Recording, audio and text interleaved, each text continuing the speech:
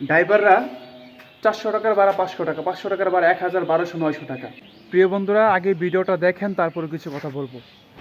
আসসালামু আলাইকুম, ভালো আছেন আপনি?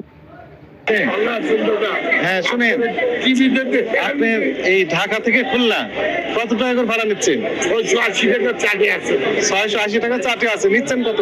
20 টাকা বেশি। তাহলে কত নিচ্ছেন? কয় টাকা হয় তাহলে? 700। দেখেন তো, এটা আপনার এই টিকিটটা? টিকিট আমার।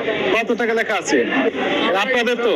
আমাদের লোক হটলাইন, এটা আপনাদের লোক হটলাইনে আমাদের লোক না, হটলাইনটা বিক্রি করে। কত টাকা বিক্রি করছে? ঠিক আছে, এই কত কত? বলো? কত? 900। 900 কত টাকা ভাড়া ছিল আপনি বলেন? আপনার 900 কে বিক্রি করছে? 5 বছর পর পর ইলেকশন আসে, জাতীয় ইলেকশন। সবাই বাড়িতে আসতেছে আনন্দ করে, ভোট দিবে তার পছন্দের নেতাকে।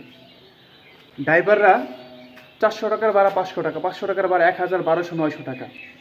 এটা কি কারণে? এটা কত বড় জুলুম বলেন? সবাই তো বড় লোক না, আর বড় লোক হইলে যে গাড়ি ভাড়া বাড়াবেন এমন তো না। আমি চাই তাদের যথেষ্ট পরিমাণ বিচার হোক। তাদের মতন কিছু ড্রাইভারের জন্য, তাদের মতন কিছু গাড়ির মালিক আনার জন্য অনেক মানুষ চাইলেও বাড়ি যেতে পারে না, কারণ তাদের কাছে পর্যাপ্ত টাকা নাই। যে জায়গায় 400 টাকার ভাড়া, এই জায়গায় দরকার ছিল তারা ইলেকশনের জন্য 500 টাকা বেশি বাড়ানোর জন্য, তারা উল্টা দেশের ইলেকশনের জন্য আর পার্সেন্টেজ কমাই দিত। ন্যায্য ভাড়ার থেকে আর কমানো উচিত ছিল, সরকারের এটা নিয়ম ছিল। আমি চাই যথেষ্ট পরিমাণ শাস্তি হোক তাদের। এরকম এই দেশে দুর্নীতির জন্য আজকে এই দেশ পিছায় রয়েছে।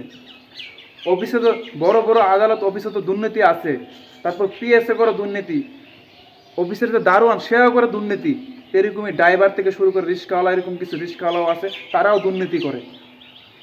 যাত্রীরা বাড়িতে আসবে, ভোট দিবে, তার পছন্দের নেতা কত আনন্দ করে আসতেছে।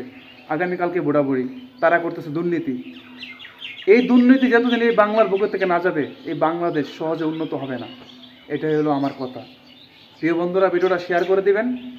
আমি চাই যথেষ্ট বিচার হোক তাদের মতন ড্রাইভাররা দেখি ঈদের উপলক্ষ ভাড়া বাড়াইবে। হ্যাঁ, আমি মানি ঈদের জন্য বাড়াইতে পারে, 500 টাকা থাকলে 100 টাকা বাড়াইতে পারে। ঈদের উপলক্ষে দেখি 500 টাকার ভাড়া আরও 500 টাকা বাড়াইবে। এটা কি নিয়ম? এটা কোনো নিয়ম না। এই দেশ চেঞ্জ হতে গেলে এই ছোটো ছোটো ভুলগুলি শুধরাইতে হবে। প্রিয় বন্ধুরা, এই ভিডিওটা শেয়ার করে দিয়ে পাশে থাকবেন আর আমার চ্যানেলটা সাবস্ক্রাইব করে দিবেন। আসসালামু আলাইকুম।